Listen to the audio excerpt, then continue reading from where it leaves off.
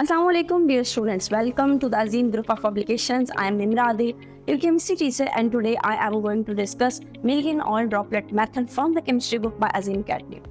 1909 के अंदर मिल्किन एक साइंटिस्ट था जिसने ये डिस्कस किया था कि अगर आपने एक इलेक्ट्रॉन के ऊपर चार्ज कैलकुलेट करना हो तो आप कैसे कैलकुलेट कर लेंगे। इस चार्ज को कैलकुलेट करने के लिए जो प्रोसेस दिया गया उसको मिल्किन ऑयल ड्रॉपलेट मेथड कहते हैं। ये जो प्रोसेस है इसके अंदर एक खास तरह का अपरेटस यूज होता है। उस अपरेटस को सबसे पहले हम डिस्कस कर लेते हैं। अगर आप इस अपरेटस को देखें तो सबसे पहले स्क्रीन पे एक बड़ा सा मेटालिक चैम्बर शो हो रहा है या एक मेटालिक आपके पास सिलेंडर है। इस मेटालिक चैम्बर के अंदर दो पोर्शन होंगे, एक को कहेंगे अपर पोर्शन और एक को कहेंगे लोअर पोर्शन।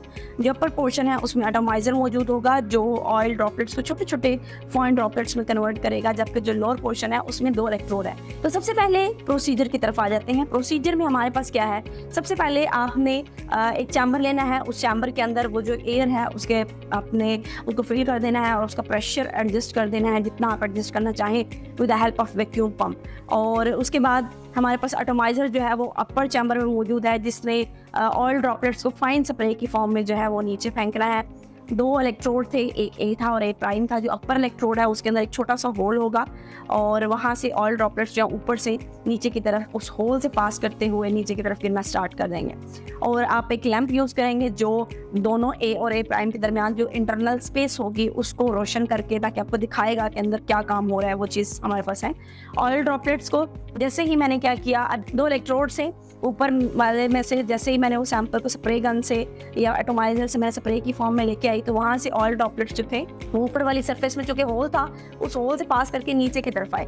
अब वो नीचे की तरफ गिरना स्टार्ट हो गए। क्यों? क्योंकि उनके ऊपर ग्रेविटी एक्ट कर रही है और उनको ग्रेविटी का जो पुल है वो डाउनवर्ड मूव करने पे फोर्स कर रहा है। तो इस टाइम उनकी जो वेलोसिटी है उसको मैं V1 कहूँगी and that is directly proportional to the weight of the droplet, जिसको मैं कहूँगी V1 is directly proportional to mg।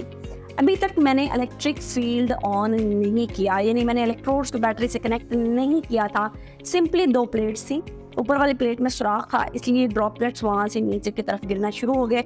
और नीचे क्यों गिरे? क्योंकि उनके ऊपर ग्रेविटी एक्ट कर रही थी।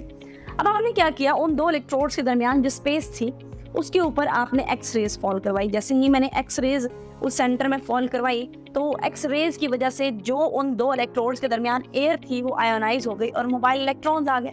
वो इलेक्ट्रॉन जो ऊपर से ऑयल ड्रॉपलेट आए हैं वो ले लेंगे और इसका मतलब उनके ऊपर भी कोई चार्ज आ जाएगा। अब आपने क्या करना है, एक्सटर्नली उनको कनेक्ट कर देना है एक इलेक्ट्रिक फील्ड के साथ या बैटरी के साथ, जिसकी वजह से दोनों इलेक्ट्रोड के दरमियान एक पोटेंशियल डिफरेंस हो जाएगा।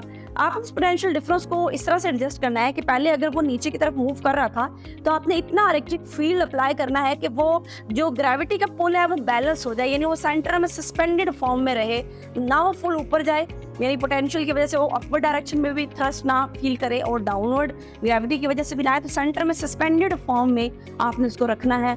जैसे ही इलेक्ट्रिक फील्ड ऑन किया तो इस टाइम जो वेलोसिटी है उसको V2 कहूँगी और हमारे पास जो इक्वेशन है V2 is directly proportional to EE minus mg।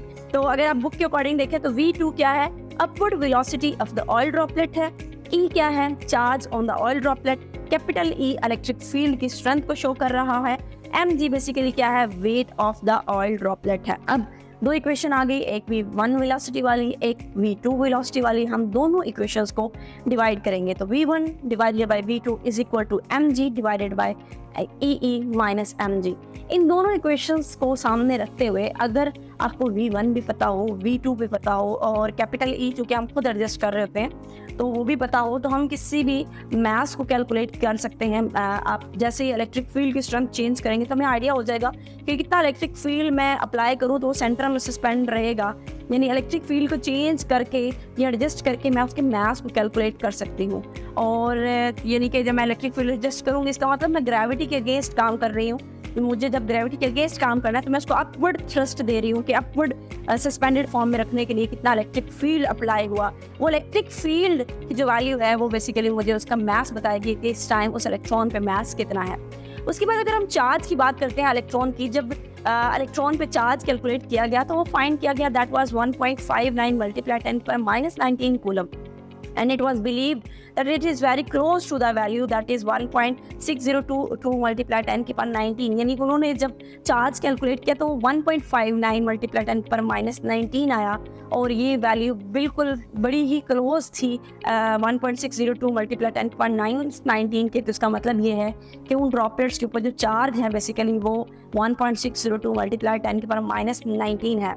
The smallest charge on any droplet is the charge of one electron।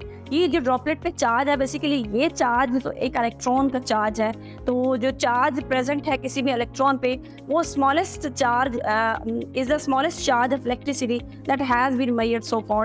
ये सबसे कम तरीन चार्ज है जो अब तक मेजर किया जा सका है। उसके बाद next mass of electron calculate करना है। ई और एम की जब मेजरमेंट की थी तो हमने ई और एम वैल्यू कैलकुलेट की थी, दैट वाज 1.7588 मल्टीप्लाई 10 की power 11, that was E over M value. और अब इस एक्सपेरिमेंट में हमने चार्ज भी कैलकुलेट कर लिया, ई और एम भी पता है, चार्ज भी पता है, लेकिन मैथ्स अगर कैलकुलेट करना हो तीन चीज़ों में से तीसरी चीज़, दो चीज़ें पता है, तीसरी चीज़ कैलकुलेट करनी है तो ई ओवर एम अगर कैलकुलेट जो कि बराबर है e over m is equal to 1.7588 multiply 10 की पावर 11। अगर आपके पास ई ओवर एम है, चार्ज भी आपको पता है जो कि 1.6022 मल्टीप्लाई 10 की पावर -19 है, आप चार्ज की जगह चार्ज की वैल्यू पुट करेंगे डिवाइडेड बाय एम, मैथ्स हमें नहीं पता, हम कैलकुलेट करना चाहते हैं, इज इक्वल टू 1.7588 मल्टीप्लाई 10 पर 11 जो हमारे पास है बेसिकली उसका चार्ज टू मास वैल्यू है। इन तमाम चीज़ों को पुट करने के बाद हम मास कैलकुलेट करेंगे और जब मास कैलकुलेट किया गया दैट वाज 9.1095 मल्टीप्लाई 10 पर -31 kg। ये बेसिकली एक इलेक्ट्रॉन का चार्ज हमें पता है, चार्ज की मास पता है, लेकिन हम दोनों डाटा को यूज़ करके हमने एक इलेक्ट्रॉन का मास कैलकुलेट किया है। सो आई होप कि आपको आज के लेक्चर की समझ आ गई होगी। आज के लिए इतना ही। अल्लाह हाफिज़।